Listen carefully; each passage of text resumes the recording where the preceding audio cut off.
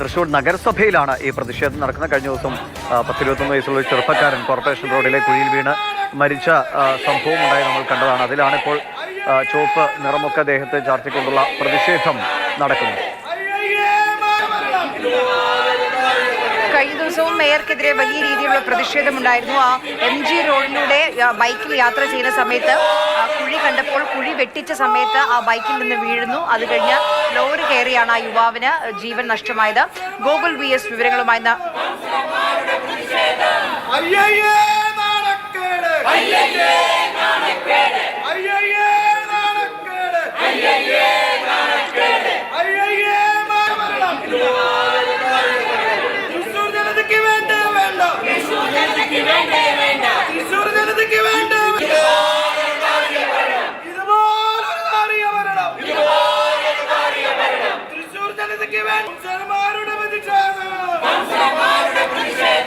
Lishoy Google വിവരങ്ങളുമായിട്ടുണ്ട്. Google, ഇപ്പോൾ 2 ദിവസം മുമ്പാണ് 21 വയസ്സുകാരൻ മരിച്ചത്. അന്ന് ഈ കൗൺസിലർമാരുടെയൊക്കെ പ്രതിഷേധം നമ്മൾ കണ്ടാണ്. റോഡിൽ കിടന്ന് തന്നെയാണ് പ്രതിഷേധിച്ച്. മേയറെ വിളിച്ചിട്ട് കിട്ടുന്നില്ല, മേയർ യാത്ര ചെയ്ത് നടക്കുകയാണ്, ഇവിടുത്തെ ഒരു കാര്യങ്ങളിൽ ഇടപെടുന്നില്ല എന്ന വലിയ പ്രതിഷേധമാണ് ഉയർത്തിയത്. മേയർ ഈ കാര്യങ്ങളിൽ എന്തെങ്കിലും പ്രതികരിക്കുന്നുണ്ടോ? കോർപ്പറേഷന്റെ ചുമതലയുള്ള റോഡുകളെങ്കിലും നന്നാക്കാൻ ഉള്ള ഉത്തരവാദിത്വം നിർവഹിക്കണ്ടേ?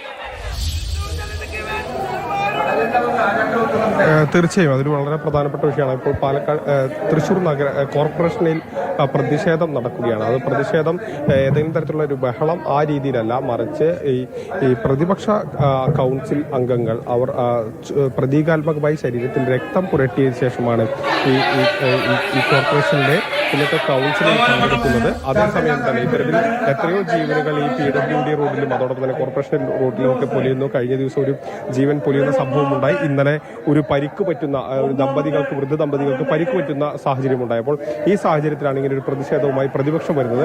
അതിനെ പ്രതിരോധിക്കാൻ ഇത്തരത്തിൽ ഭരണപക്ഷം ദേശീയപാതയിൽ നിരവധി ഇത്തരത്തിലുള്ള അപകടങ്ങൾ ഉണ്ടാകുന്നുണ്ട്, കേന്ദ്രമന്ത്രിമാർ രാജിവെച്ചില്ല, ആരാണ് ഉത്തരവാദി തുടങ്ങിയ മറു പ്ലക്കാർഡുകളുണ്ട്. ഏതായാലും ഒരു പ്രതിഷേധത്തിന്റെ രീതിയിലേക്കാണ് തൃശൂർ നഗരസഭ പോകുന്നത്.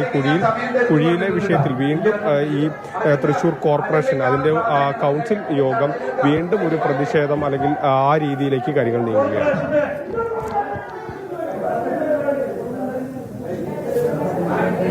നമുക്ക് അവിടെ നിന്നുള്ള ദൃശ്യങ്ങൾ കാണുന്നുണ്ട്. തൃശ്ശൂർ നഗരസഭയിൽ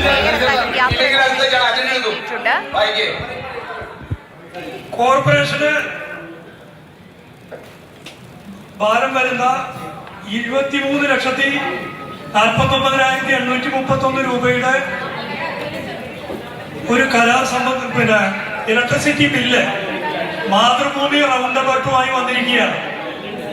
ഈ തുക ഇതിൽ പറയുന്ന പ്രകാരമാണെങ്കിൽ കോർപ്പറേഷനെ സംബന്ധിച്ചിടത്തോളം 2014 ഉണ്ടാക്കിയ ഒരു എഗ്രിമെന്റ് പ്രകാരമാണ്.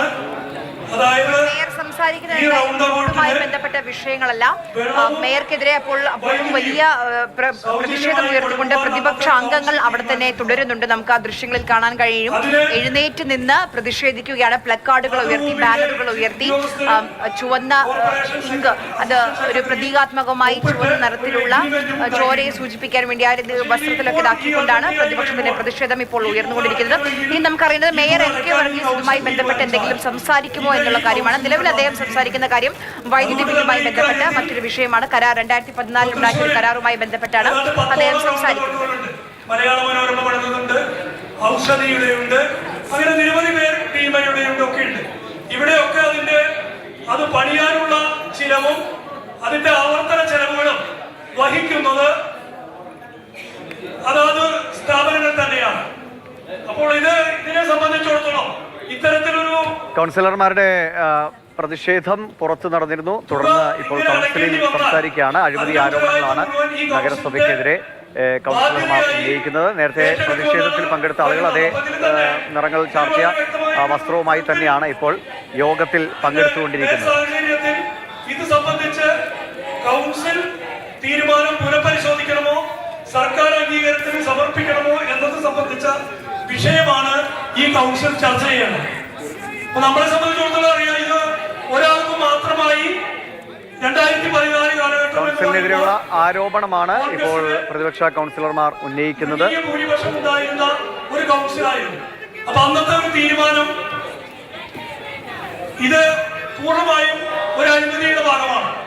ഇത് ചിലര് സ്വജനപക്ഷപാതവും ഒക്കെ കൂട്ടിച്ചേർത്തുകൊണ്ടാണ് ഇത്തരം ഒരു കരാർ ഈ സമയം